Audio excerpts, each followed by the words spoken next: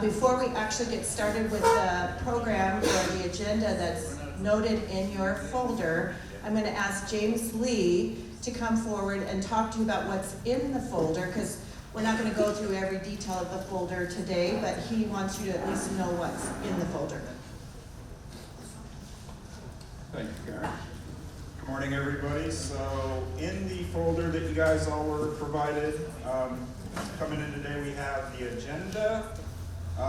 This is going to be just our general brochure for our career technical education programs. So just to kind of give you an idea, if you're not familiar with what we offer here, as far as career tech ed programs, there's also a brochure for our adult education program. We wanted to have contact information for our faculty for each one of the programs that we offer. So this has everybody's, for each one of our programs, the point of contact, faculty members, their email address, phone numbers, etc. I'll have my business cards out too. I'll put them on the table on the way out. So if you need to follow up with me on anything about the event, kind of follow-up questions, I know we're going to be recording it. So I'll be able to send that out, PowerPoint, any of that stuff. And then, of course, the agenda. And then on the other side, we have a flyer for some small business workshops that we have upcoming. And then the rest is pretty much labor market information. So locally, regionally, that'll be all the kind of information on the back.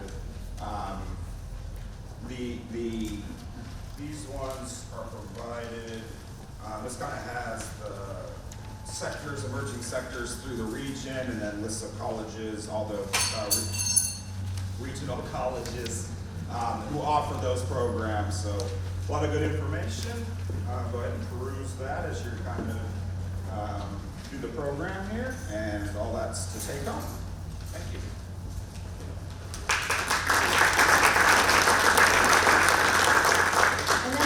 Officially get started, I want to issue a few thank yous. An event like this takes a lot of hands to come to fruition. So I want to thank Jasmine Ilaga and Gloria Bassinger for helping us get check-in this morning.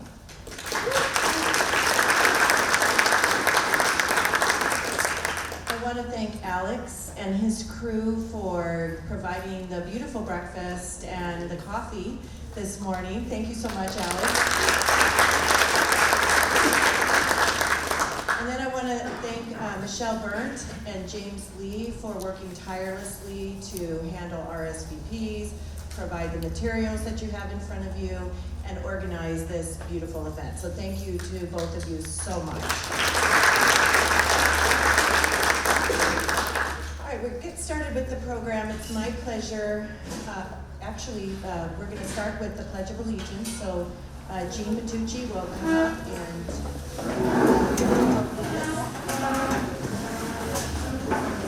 Okay, thank you very much, Karen. I'd like to introduce Daryl Danley from AV Communication, Air Force veteran, who will lead us with the flag salute. Ready? Begin. I pledge allegiance to the flag of the United States of America and to the republic for which it stands, one nation, under God, indivisible, with liberty and justice for all. Okay, thank you very much. It's my pleasure to begin the program by introducing somebody we all have come to love and admire, our Superintendent President, Dr. Eva Bagg. I've known Dr. Bagg for 12 years, possibly 12 years, and have only been in Barstow for about a year and a half. And I came because the vision that she has for our college and our city is beyond, and I wanted to be a part of it. So thanks to Dr. Bagg for all she's doing, and thank you for all of you for listening and being a part of the vision for how we're all going to partner together to be a better Barstow. So Dr. Bagg, our Superintendent President, Barstow Community College.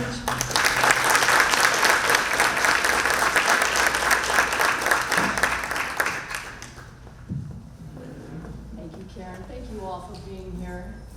So excited to see so many of you.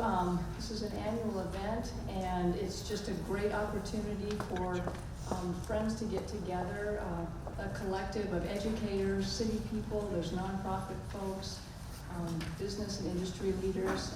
Thank you all so much for being here. Before we get started, I would like to acknowledge several important guests that we have here today, and I'm very grateful for all of your attendance. First of all, I would like to recognize our Barstow Community College District Board of Trustees who are here this morning, Mr. Fred Baca.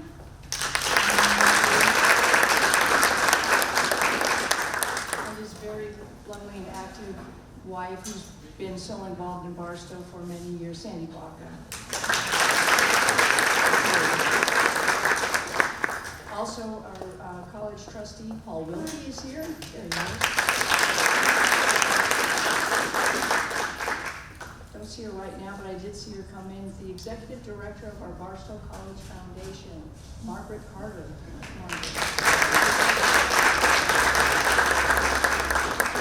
We also have today the CEO of the Barstow Community Hospital, Toby Sheridan, great partner with the college.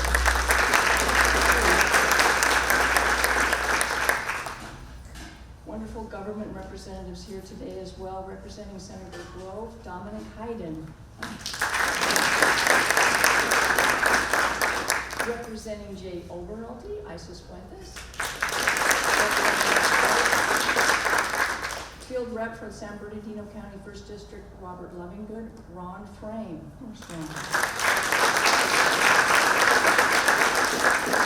City Manager Nikki Salas, Dr. Nikki Salas, is she here yet? She RSVP, maybe she'll be coming later. Great partner to the college as well.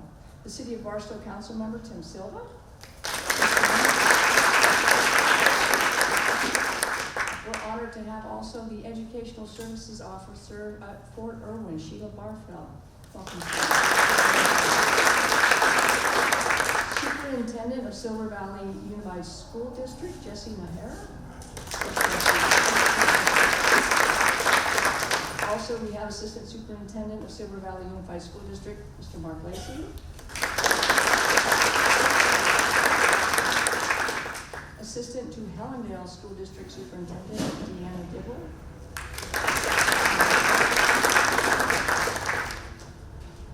Also, a very special person here who has had a great deal of involvement in a lot of the efforts around economic development in our region, Mr. Matt Wells with the Mountain Desert Career Pathways. He's one of our facilitators.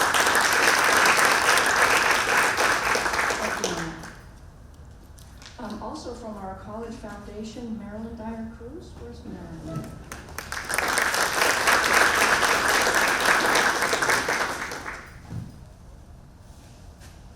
And I don't see her listed, but I see Carmen here from Excelsior School. Thanks for being here. Would also like to give a warm welcome for our Barstow Community College faculty. We have child development, but also our Academic Senate President, Ms. Nance Nunes-Gill.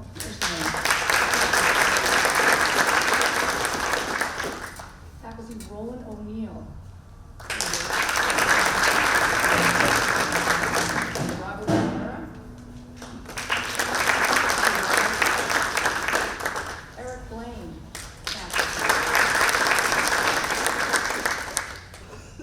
Rick Bremen, been with us for 40 years. Elsie Greenlee. Mr. Joseph Williams. Deborah Harris. Mark Weller.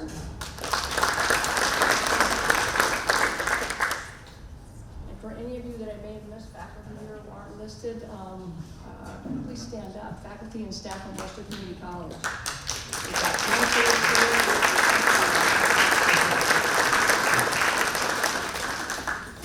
If I've missed anybody, I apologize. You're all welcome. I'm happy to have you here. Before we get started, just as a welcome, I'd just like to say a few words so that you kind of have a sense, for those of you who don't know me that well, the person sitting across the table from business and industry leaders. You know, here president of a college, but I come from very humble beginnings. And I have a deep affinity for business owners, and especially for people who work in the trades and produce tangible products. I come from a family, my father is a machinist. He started his business when he was in his early 20s. And I remember as a young child, we all, my two brothers and I, we worked in the family machine shop. And I think I was 8 years old when I remember my dad put me on a chair, and my first job was to drill holes with a drill press machine. So really, I worked for my dad in the machine shop until college. So I have a deep appreciation for what that type of work, what goes into it, and a great respect for the knowledge that it takes to produce precision parts that have a function and that have to be to a certain specification in order to work. Coming to college, writing papers, that kind of thing, yes, it's demanding, but it's nothing like the kind of demands that are placed on business owners and industry that have to create, my dad did a lot of parts for Boeing, for example. You know, you don't mess those things up and not get them right. So I really, I come to this work and this effort for economic development in our community with a real appreciation for what it takes to advance that kind of work. So I just want to let you know that those of us in college, my brother lovingly refers to my PhD as pinhead, right? So we're a bunch of eggheads, and you know, it's interesting. My dad, he could have grown his business quite a bit by employing outside of the family. And I remember there was a community college in the state of Washington where my dad could have recruited individuals to work in the machine shop with the family, but he just didn't have confidence that they were being taught to the level of expertise and the real separate from book learning, you know. So he was leery of that. So he deliberately kept the machine business small, kind of worked the three kids to death a little bit. We learned a lot about work ethic and discipline. But I realized, you know, there's a lot of technical advances that I think my dad would have benefited from if perhaps the community college could have done a better job in conveying the value of a community college in expanding what we just learned in the family and working with, you know, the manufacturing partners that we had. So that's one of my intentions working at Barstow Community College, is to help enhance that connection, to be a real service provider for business and industry, and ultimately to enhance the quality of living and the economic level of Barstow and the region.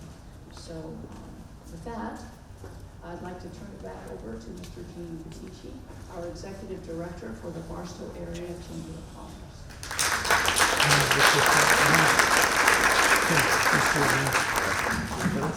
Okay, I'm more of a microphone holding person. As Dr. Bagg has said, this is actually, I think it's the 3rd year in a row now that we have done this with the Barstow Community College in October. Originally the program was, they were going to do it every other year, and after we skipped a year, we kind of decided, it's going to be too complicated. Is this the year? Yes. Is this the year? No. Let's just do it annually. It's a great program here in October, and it's a great opportunity for people that already know each other, and also to make new friends, new partnerships.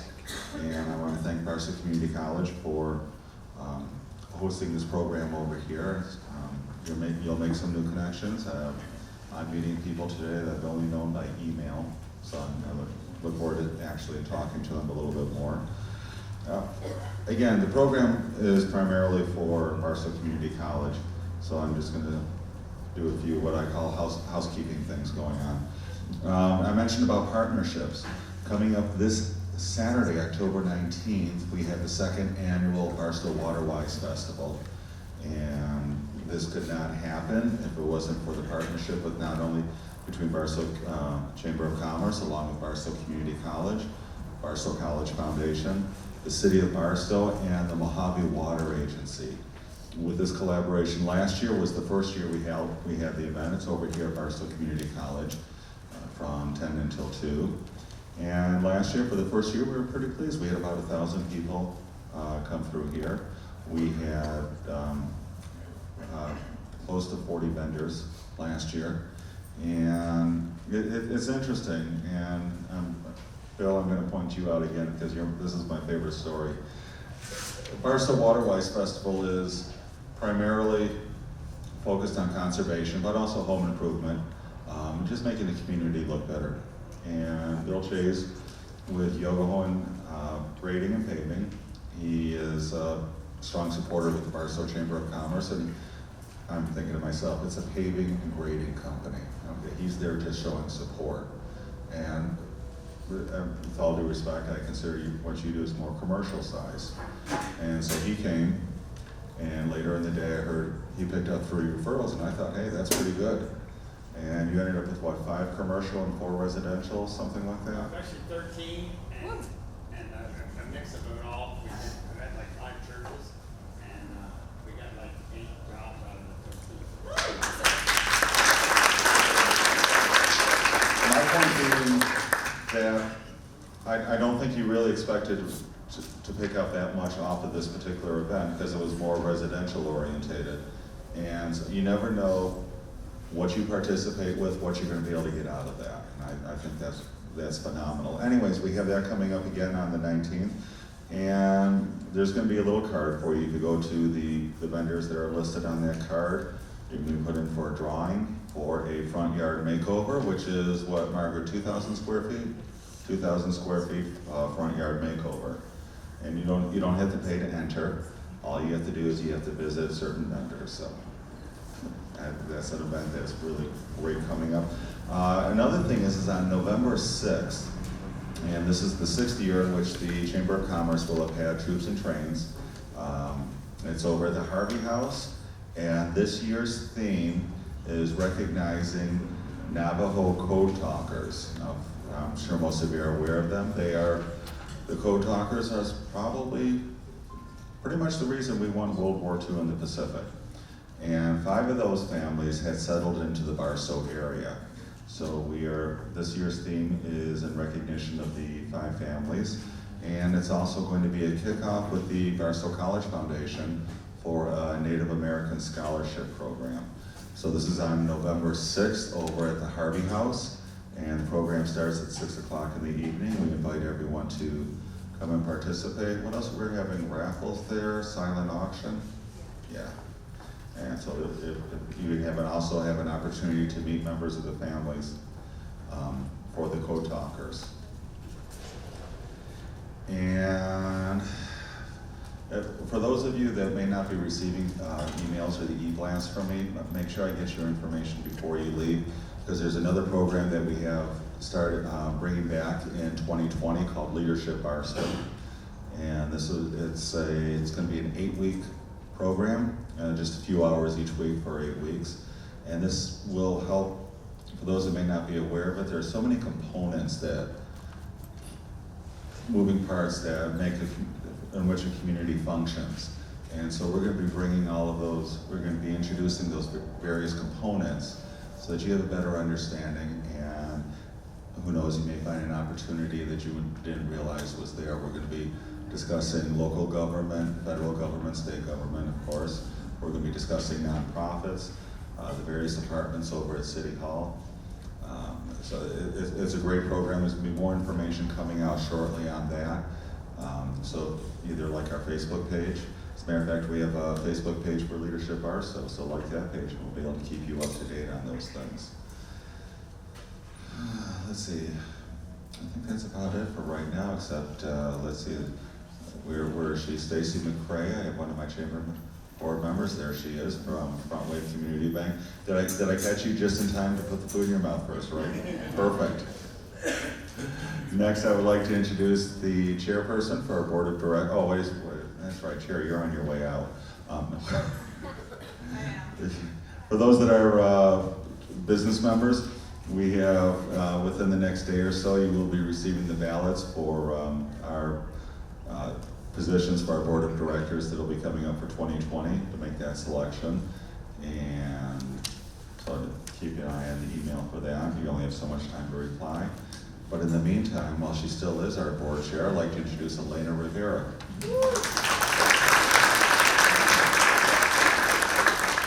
Good morning, everyone. I am so happy to be here and see all of your smiling faces. I already met new people, and I'm really happy about that because that's my thing. I just love it. It's my social life, and meeting new people and connecting them and learning what they do. So then whenever later in the afternoon I meet someone else, I say, you have to meet so-and-so. And anyhow, that's what I love doing with the Chamber of Commerce. This is my 5th year. It is coming to an end in December, but I think that we have grown. There's a lot of people in leadership now in the Chamber. I'm very happy, and we're very supported by all our elected officials. Thank you so much for your attendance and participation. And also, I'm very happy to share with all of you that I'm also now part of Barstow Community College. In this last year, I was hired in the spring, and I'm really happy to be bridging over and doing wonderful work because we continue to do the work for the community.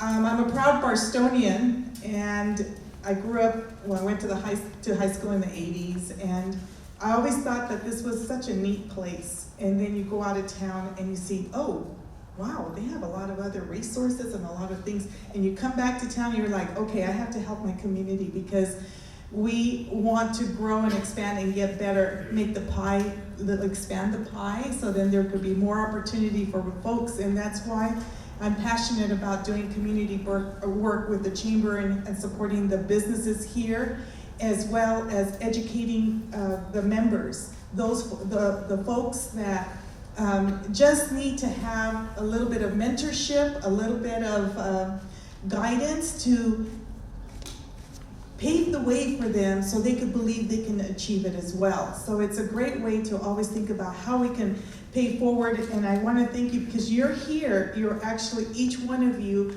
are great mentors for our youth and for our adult learners. So now I'm the director of the Barstow Area Consortium for Adult Education. And so that's going to be my work. I'm going to be contacting you with that new hat and making partnerships on how we can expand on this, because there's lots of great opportunities in our area with contractors, the military, the railroad, and other industries. And so we have the population that is wanting to do it. They just might not know exactly how to go about it. And so I'll be sharing with you possibilities on how we can make that happen. And partnerships is key, because we as one organization can't do it all. But if we team up, we could make this community rise to another level and be recognized, because we do have a lot of resources here locally. So treasures, we have lots of treasures here at the college, within the college, a lot of opportunities. And folks outside don't know it. Not only those that could come in and participate as students, but also contractors in other industries that need skilled workers and they don't know how to make it come about. Well, we partner up together, we have discussions, we have talks, we have programs that we could customize to meet your needs as well. We just need to come together and work on it, and guess what? That rises economic development. I'm very happy to be under the leadership of Dr. Bagg, because she has lots of cool projects that are going to be announced soon in the near future, and it's going to really elevate the opportunities that we have here for all industries. So thank you so much, and I look forward to seeing you. Thank you. So I just have one more piece of housekeeping, then I'll pass it over to Karen. With our monthly breakfast program, we always have a business card drawing, and what the winner receives is the following month. Normally our breakfast program is $15 per person, so the next following month, breakfast is on us. Which, just a reminder, our next breakfast program will be on, November 19th. Yeah, November 19th over at Los Domingos. We'll be back to our regular location, 1520 East Main Street inside the Quality Inn. And we do breakfast from 7:30 to 8, and the breakfast and networking, and then the program runs from 8 until 9. So for next month, Our business card drawing winners were the guy running away, Dominic Hayden. There we go. And Steve Muir. Where's Steve? There he is, okay. Hopefully we'll see you next month over at Los Domingos then. Okay, Karen, back to you. I'd just like to say that I've told you I'm new, and Gina's my new friend. We just met last month as we were planning this, and I really appreciate you and all the work that you do. And thank you, Elena, for what you said. I too am now a proud Barstonian, and I want to say that I think this city has so many resources, but beyond that, this city has a heart. I've never seen a city come together the way this does to help people, to support groups and people. It's really amazing, and I'm very, very proud to be a part of this community. So thank you, Jean, for all you do. Thank you, Elena. Thank you, chamber members. And without further ado, we're going to get started with our presentation, the Mountain Desert Economic Partnership Overview and Feedback. So we want this to be interactive, but before I turn this back to Dr. Bagg, I want to say there's another group of folks that I want to acknowledge that are here, and that's our managers. Managers, would you raise your hands? I want to thank you for showing up this morning and for all you do for the college. So thank you so much. Okay? Dr. Bagg.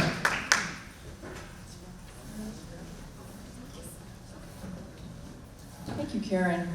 And Elena, thank you, your enthusiasm, I love it. So you reminded me, I wanted to highlight, James had mentioned in your folder, brochure, we're really excited. The Small Business Development Network from the Orange and Inland Empire counties has taken an interest in the Barstow area and is going to be offering, hopefully it'll be the first of many, an e-commerce program at the main campus on Barstow Road. It's going to start November the 5th. It's going to happen for 4 weeks, Tuesday evenings. It'll conclude December the 2nd. But the idea is that in 4 weeks, individuals who want to start a small business online can do so. You've got small business development consultants that will walk you through the program. After the program is over, we're going to have a consultant on campus at least 1 day a week to assist with individuals who've actually started their business and to keep it going. So we're very excited about that. Just one of the opportunities that we're really proud to bring to the college. So with that, what we'd like to do this morning is share with you here at Barstow really some work that's been taking place over several months. And the work most recently culminated in a conclave where there were, I don't know, at least close to 100 people met. So we wanted to just share with you highlights of that meeting of the Mountain Desert Economic Partnership. And I had introduced Matt Wells, who's one of the facilitators for that group. And at this time, I'd also like to bring up my co-chair from the work, Mr. Thomas Hallen. And also, we're going to be talking highlights from the conclave. We don't have all of the individuals. We're not able to come today. But we will bring up and have input from another one of the members of the Mountain Desert Economic Partnership. Jessica Bales is here from PG&E and also an owner of a community call center in Barstow. Jessica, thank you. Also, we have Steve Bjorn here from General Atomics, who's also going to be speaking to you what he had shared at the conclave previously. So, I have a clicker here. And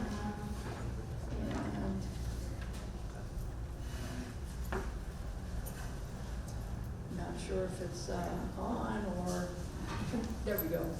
So I've already done welcome and introductions. Thank you. James is clicking, so I'm just pretending here. I'm just fine. You can advance it, James.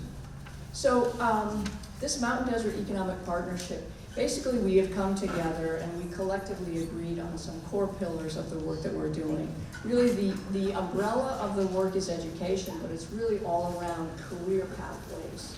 We're looking at innovation and entrepreneurship, again, as the pillars around which we are collaborating with this Mountain Desert Economic Partnership. And some of you may be aware of the concept of collective impact. It's a very powerful concept, and truly the Mountain Desert Economic Partnership, from what I've been privileged to be part of, is, we're coming together, education, business and industry and government leaders, where we're really leaving our individual agendas at the door, coming together, looking at what it is that we need to do together collectively to enhance economic development for our region. So Barstow is part of a region. You've got Victor Valley, Hesperia, Apple Valley, and we working together, setting goals at the outset, measurable objectives that we're working together towards, and then developing tactics and strategies to where we will hopefully envision a new future for our region. And these are some of the outcomes that we've identified with the Mountain Desert Economic Partnership. We really want for our young people to learn here, go to school here, get jobs here, good jobs here, and stay here, and not have the prevalent issue of everyone driving down the hill to get jobs for a livable wage. And we want people to have really high quality living here, stay here, play here, entertainment, all of those things for us to be a viable region. We want for our work to be collaborative and action-oriented. We're developing an ecosystem of educators and business people. You'll hear a bit more, and Thomas will talk quite a bit about that. And Thomas is, speaking of action-oriented, he's a businessman. I'll let him introduce himself soon, but I'll tell you, educators, I think we have a little bit of a reputation of being a little bit slow off the dime to actually get programs and curriculum developed.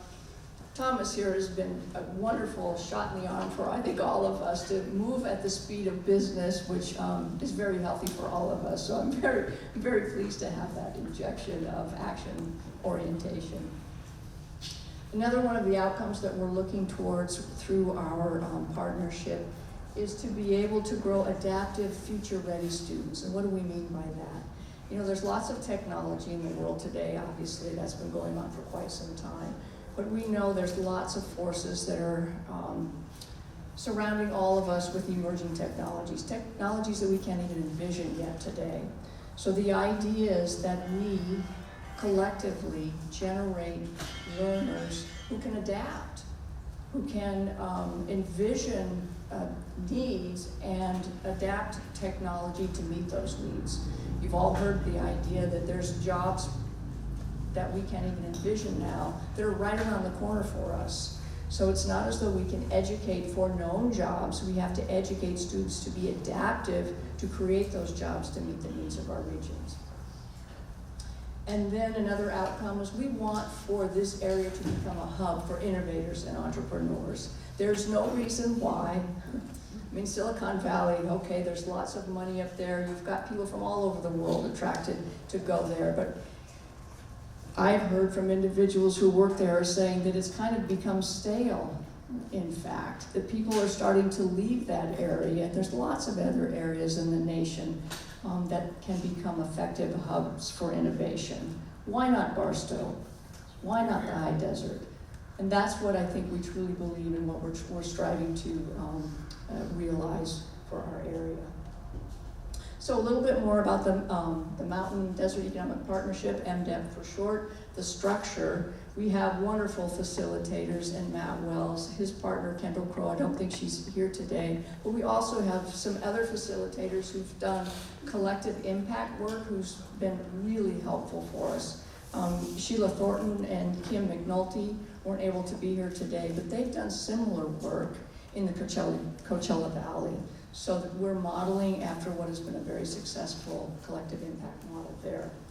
And we have created locally 3 different teams. One of them has been focusing on innovation, incubation, and training. Another team has been focused on what's pretty much accepted to be in need for four-year degree access. We all know that the nearest university to our area is Cal State San Bernardino. Barstow Community College has Park University, a satellite on its campus, but our students really struggle with access to four-year universities. So Team 2 is focusing on that need. Team 3, it's called Tiered Economic Opportunity, and Steve Muir from General Atomics will be talking about that a little bit more, but really the idea is that we can have students we can develop programs so that students can get jobs, sometimes entry-level jobs, into corporations, and then advance. There's tiers of advancement through partnering through education and companies. There can be great economic opportunities for our students. It's kind of the idea behind that group. And here are the individuals from each of the teams. Myself, Thomas Hallen, Steve Tyrell from Mitsubishi Cement wasn't able to be here today. He's often here, but he's been focusing on a training center that's at the Southern California Logistics Airport, where they're supporting the aeronautics programs there. He wasn't able to be here today. David Olney, Dr. Ron Williams with the second team, and again, Steve Muir and Dr. Ryan Holman with the third team. So basically the work that we have been doing with the MDEP, we're looking out 15 years and developing tactic plans in order to take us there. And we're gonna start with just talking a bit about what Team 1 is focused on, innovation, incubation, and training. And essentially, the bullet points here are not anything unknown to any of you, right? We recognize that there's a skills gap between our students and what's required in the workplace, relative lack of job opportunities. I think in terms of our region, Barstow has, although unemployment is very low throughout the nation, I think Barstow is more pronounced than other areas, even within this high desert region. We have learned recently that we have an exceptionally high percentage of our residents in Barstow on some form of assistance. The latest data that we got was over 70%. We know that we have housing and food insecurities. We talk a lot about that at Barstow College and are responding with, not only at the college, certainly at the city, just one of the needs of our areas. All of this is associated clearly with a decline in entrepreneurial activities and growth, development of new businesses.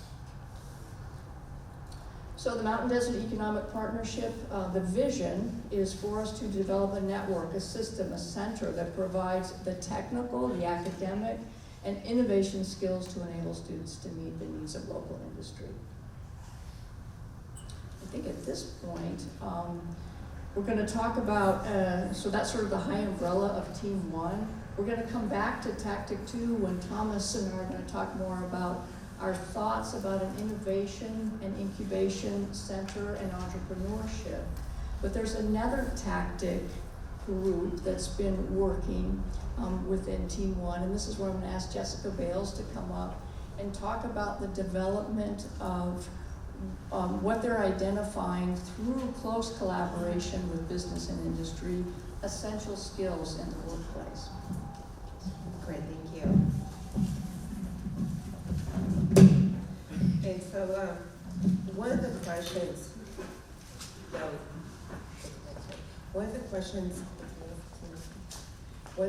we ask ourselves, how do we address these essential skills gap?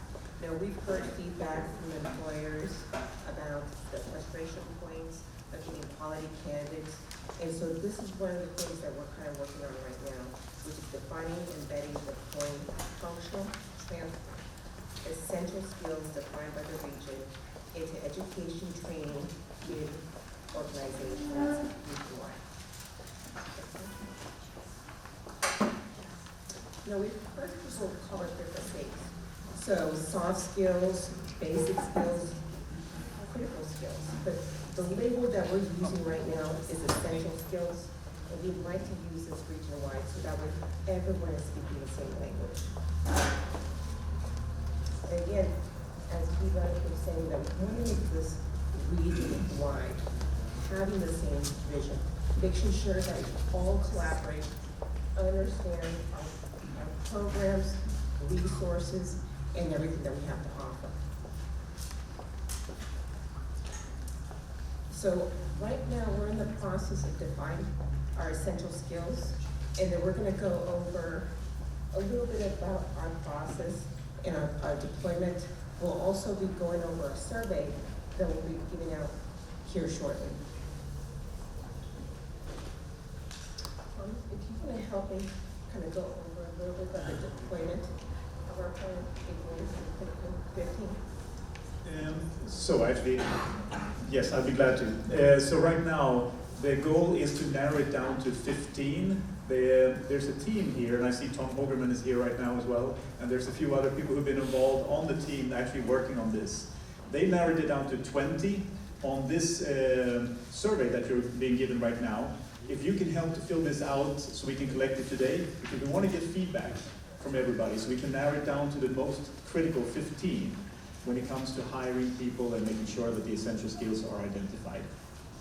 Now, this is the deployment map. So once that is done, we need to get a consensus from all the teams within the MDEP. And everybody, by the way, is invited to join the MDEP. This is a volunteer organization where we're all collaborating together. Now, from there, it's going into K-16, and we're going to get commitment from all the schools around the region so that they can roll this out, because we need to get this in to all the different age groups. From here, we'll also need to get the community support, naturally, from the businesses and the parents of the children. They need to understand what we're talking about. And this previous slides, it's really when we're talking about the vision, we need to make sure that we understand and we're speaking the same language, even if it's with a Swedish accent. And from here, we're going to go into making sure that a curriculum is being rolled out throughout the system. And of course, we need to reevaluate this after we've had a few years of students going through the program as well. Thank you. And so how do we determine this list of essential skills? And so going to the next slide, these are some of the resources where we gather these essential skills, which includes the California Department of Education, Cal State University, career, employment, and resume writing websites. But I think it's also important that we acknowledge that a lot of this information came from our community, came from our local businesses, came from our community leaders, and so we continue to try to gather this information from everywhere. So the essential skills buckets that we have here starts with punctuality. I'm just going to go down the list, and you guys will all have these handouts and surveys as well in front of you. But we're going to talk about some of the top 20 is punctuality, regular attendance, work ethic, self-management, self-investment, curiosity. 3, ability to write, the ability to apply written, oral, mathematical reasoning, documentation to a situation. 4, ownership, responsibility, self-management, confidence. 5, grit, determination, tenacity, resilience, perseverance, stamina, which includes the physical, intellectual, emotional. 6, social, emotional competence, emotional intelligence. 7, civility, social grace, professionalism. 8, conflict management. 9, communication. 10, critical thinking, problem solving, critical innovative solutions. Teamwork collaboration, the 11 teamwork collaboration, interpersonal skills. 12, digital professionalism, footprint competency. 13, ability to listen, take direction, work under pressure. 14, ability to follow all standard operating procedures, manual rules and regulations. 15, workplace, company pride, appreciation of company investments and assets.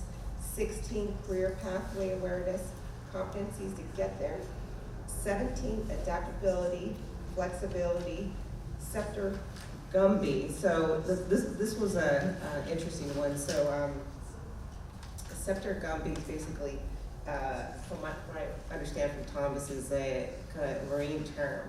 So for me, like when someone told me Gumby, like I'm imagining the green figurine back in the day, but it actually kind of means the being adaptable, being flexible.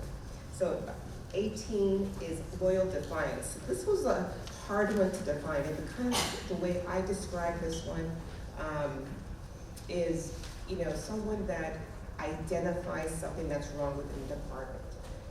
Not quite like a whistleblower, but if you find something like compliance-wise, that you're doing something wrong, someone that kind of stands up to that and identifies it and points it out. 19, ability to self-access and growth and constructive criticism, learnability, and coachability. And 20, ethical behavior.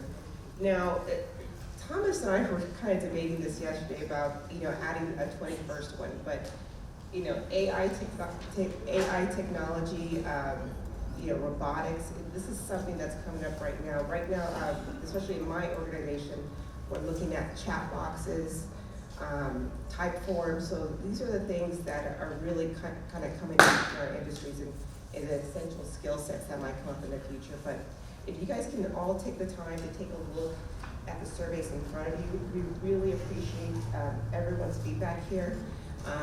And if you can take the time and review it and kind of identify what you guys feel are the top essential skills. We really are trying to hone it down to the top 15. So if you guys can take about maybe 5 minutes right now, and then each table will be assigned, if you guys can pick a leader to kind of talk about the top 3 for each group, that'd be great. So take the time, fill it out right now, and then we'll talk out loud on the top 3 for each.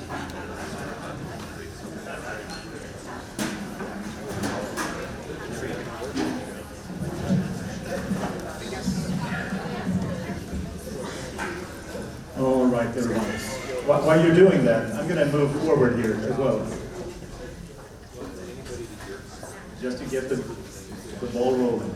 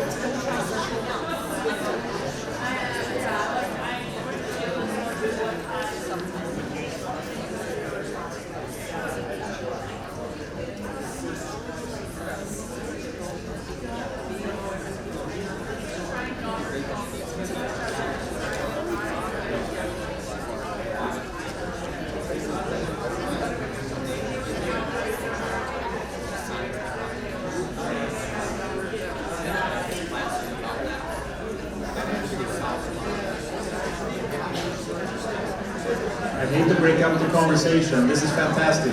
It seems like you're getting engaged with this. If you fill out the form, on your way out, please make sure to drop them off at the desk on the right. And we're going to continue because we have a few more things to go through here and talk about. So, how about 30 more seconds?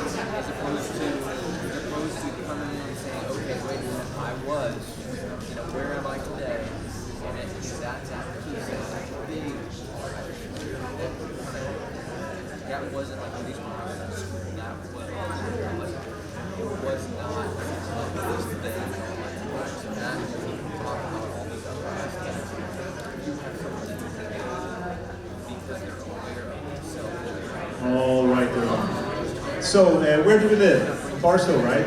Crossroads of opportunities. So, when we're talking about crossroads of opportunities, what does that mean?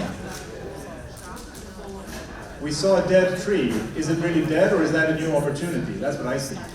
So this is all about innovation and entrepreneurship, etc., coming in as well, and the training center. We've got to get people to look at what are the skill sets that we need.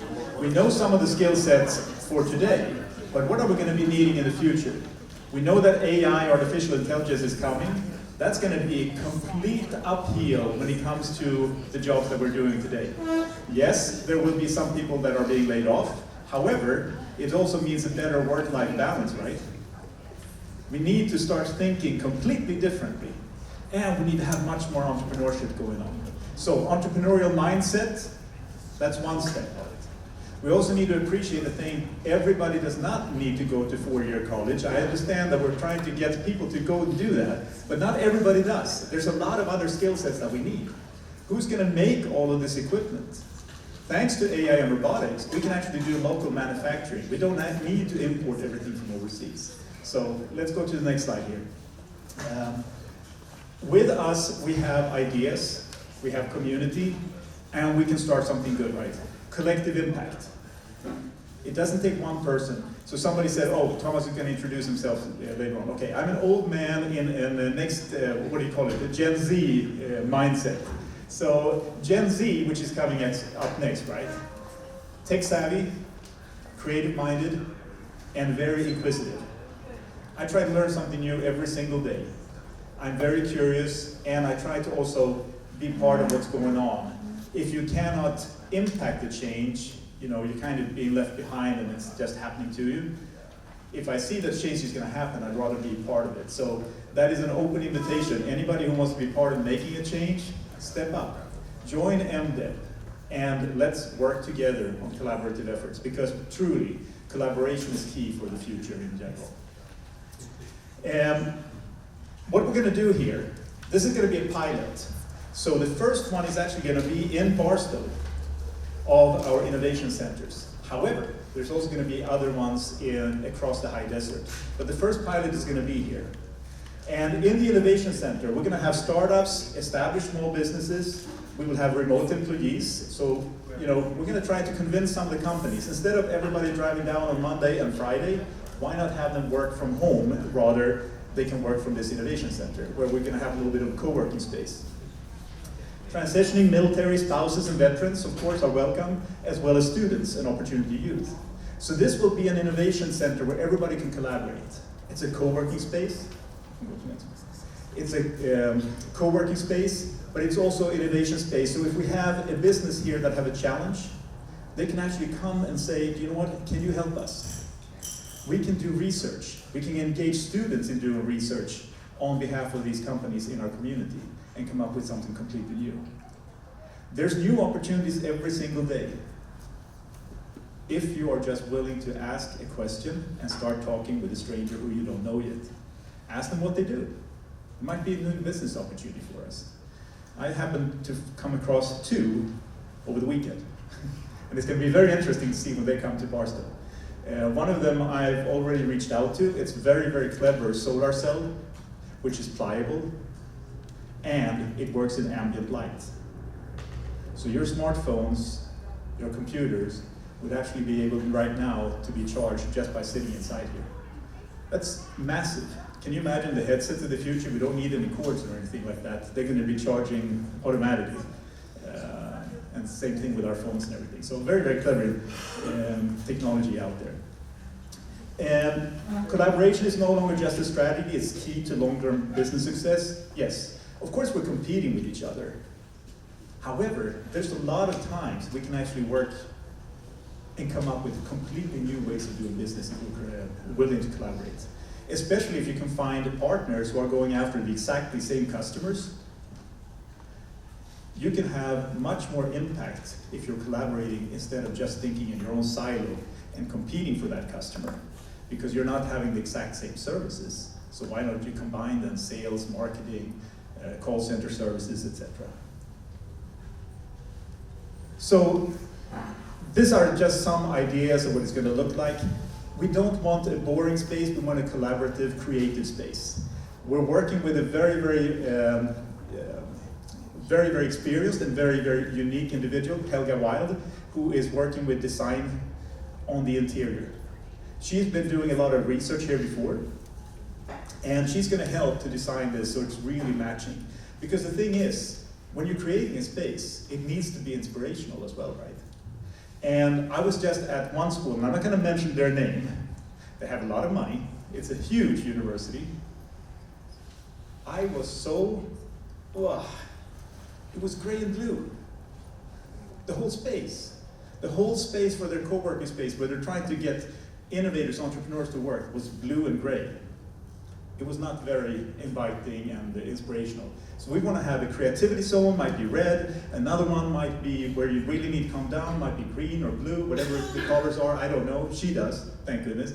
But the thing is, all of these spaces need to be slightly different. I was just down at another university, I don't mind mentioning them because they did a really good job. 5 years ago, only 5 years ago, they started with Innovation Center, 1,500 square feet. Not a very big thing, but 5 years ago, 1,500 square feet. They built the whole other Applied Innovation Center, which is they're growing out of. They're right now opening a new 100,000 square foot innovation center down in Irvine. After 5 years, from 1,500 to 100,000, that's amazing. At UC Irvine, Applied Innovation, and absolutely fantastic. So we're going to learn from all of these people. I've been visiting a lot of different colleges and universities and also looking at container spaces anywhere from Rhode Island down to Long Beach, because they're using them in so many different ways.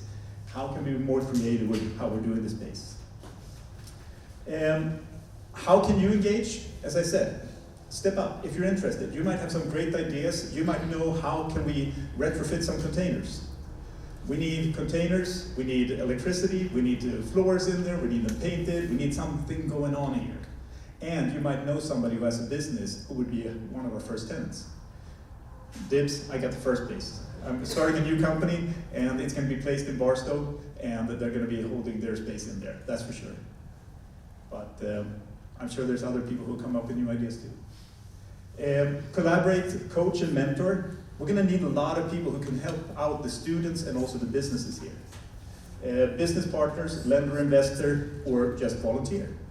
Obviously, we're going to need to be doing events, etc. as well to move all of this forward. So join us. And there are some great resources, by the way. I'm a book nerd. I love to read. This one was presented at our last big meeting with MDEP. They put together a great book where we have all the strategies and tactical plans. And we're also having a great website that Matt and his team put together. So if you need information about this, just step up and ask anybody here, and we'll be glad to put that out. And if you haven't read the book, Our Towns. 2 journalists have flown in their private little propeller plane all across the nation, talking to small to medium-sized cities, finding out how did they turn things around. It's a great book, Our Towns. Now I'm not forgetting or remembering their name. Is it Farrell? Anyhow, Our Towns is the name of the book. Fantastic book to read. Gives a lot of ideas of how we can change and collaborate together. Thank you.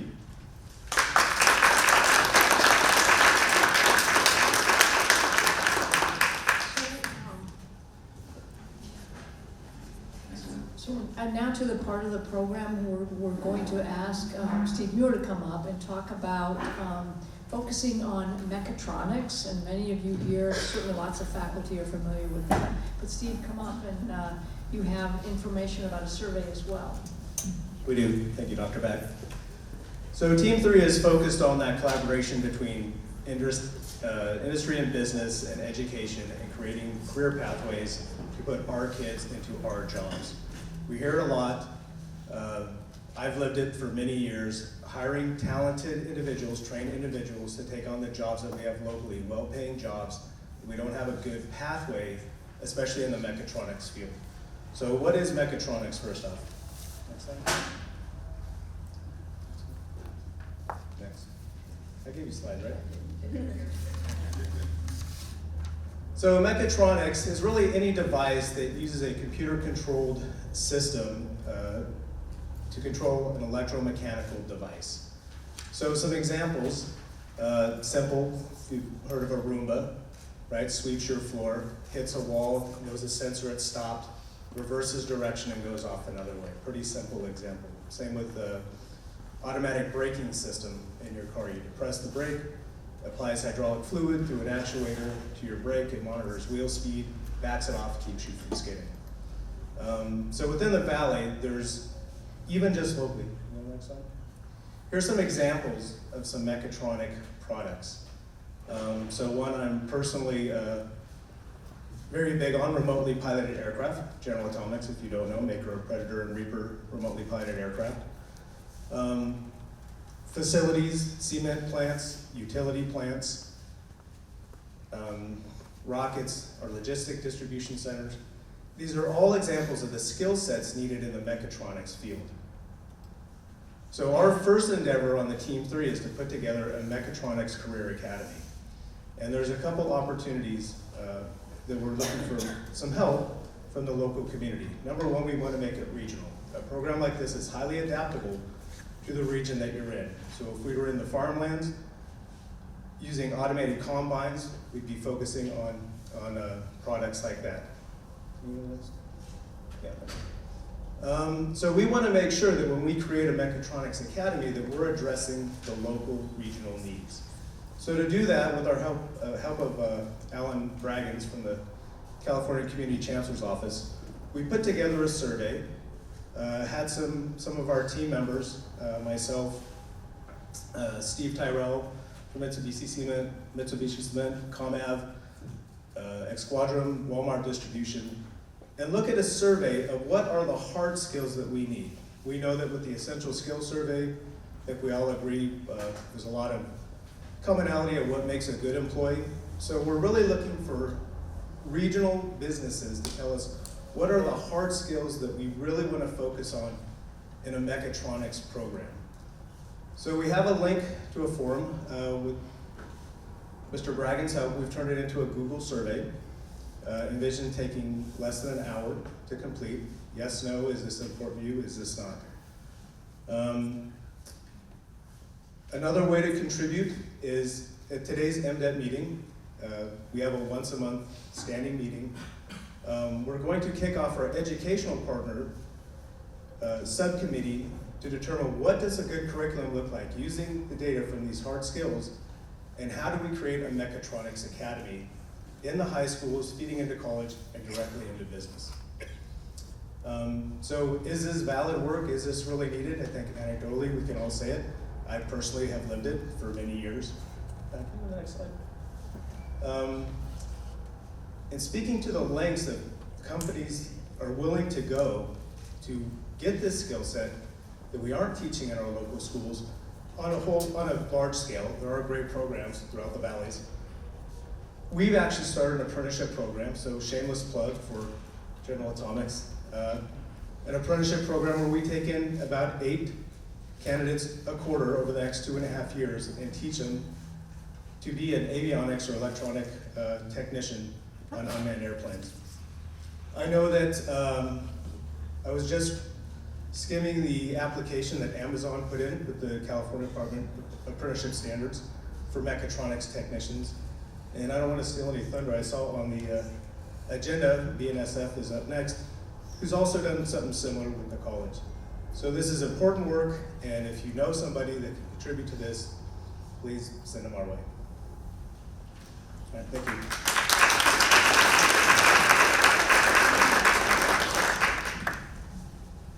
Wonderful. Thank you so much, Steve. So I think that's a segue to introduce from BNSF. I just want to say, Barstow is definitely a railway town, and there's many individuals here whose parents and grandparents have worked for BNSF and still going strong. Many of you are aware of the intermodal that's been put in Barstow, so this is very promising for our region.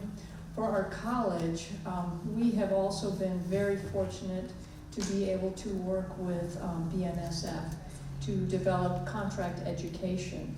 And we've got wonderful faculty working with BNSF to design, according to the very high standards of BNSF, a program that we hope to hear is still very successful and our client is pleased. So with that, I would like to welcome up Mr. Rick Bell.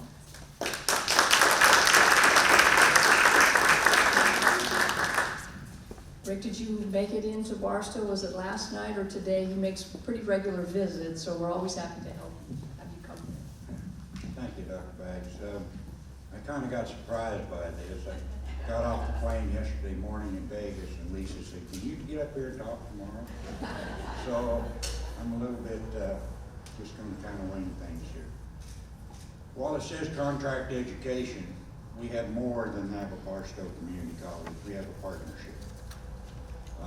From the first meeting Dr. Baggs and I had, I told her we're not here for the short term. We come in for a partnership for a long term.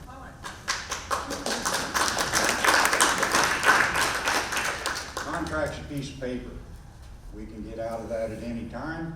The college can get out of that at any time. A partnership is lasting from now on. And that's what we have built here at Barstow Community College. We came in here in 2017, the fall of 2017, and met with the faculty here. We left here and I had a really good feeling about the college, what they wanted to do. They showed support for us, for a smaller school. They wanted us here. Before we came into Barstow, all of our employees from the California area, we flew to Denver, Colorado, or Kansas City for training for welding. Today, we bring all of California here for our welding training.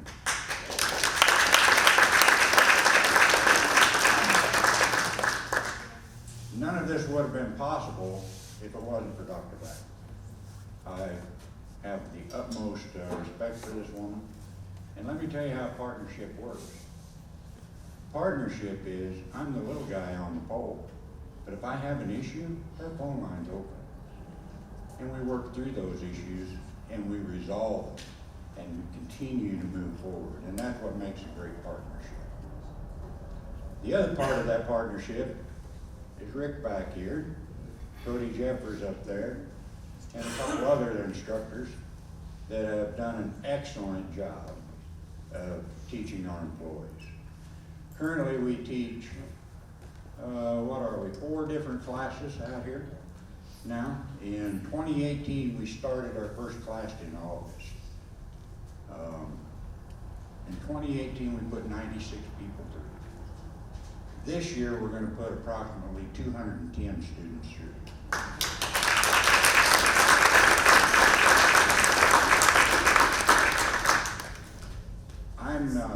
I am BNSF. I've been out here 41 years. I've been in the training side for 20 years.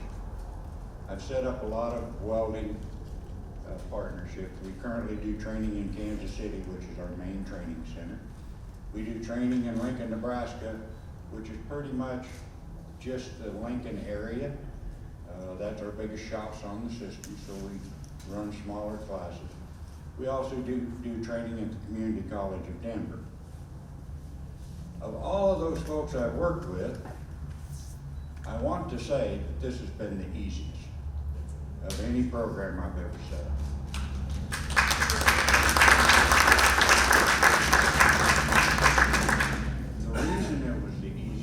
set up was the people at the community college here at Barstow. They reached out, they want to make it work. We continue to work together. I won't tell you there won't be issues, because there always is. But I will tell you, we expect to be here for a while training our people through the ups and downs. We will see classes go down, we will see classes increase depending on our hiring. But as we move forward, we look to a long future here at the college. Thank you.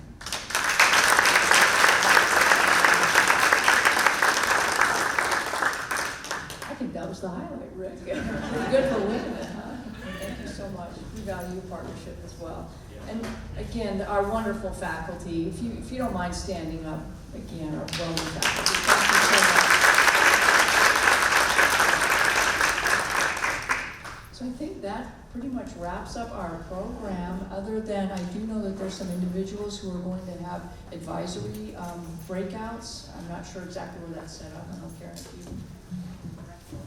So, does anybody have any immediate questions? Because I think today you heard there's so much opportunity to get involved together. And we look forward to that, and we'll celebrate that as we move forward. But any immediate questions? Okay, then we have opportunity for you to have a tour of the facility with Andrew and James, Nance Nunes-Gills, and the Child Advisory are going to meeting in the classroom. And I don't believe there was any other advisory that wanted to meet today, but if I'm wrong, come see me and we'll find a place for you to work. But this was the one that we knew about. So we want to thank you so much for coming to us this morning. Thank you to all of the speakers. Very informative, very exciting, and inspiring and motivating. So thank you so much. Oh, and the surveys that you took for Jessica, as you exit, if you'll leave those on the check-in table, we would appreciate it. Thank you so much. Enjoy the rest of your day.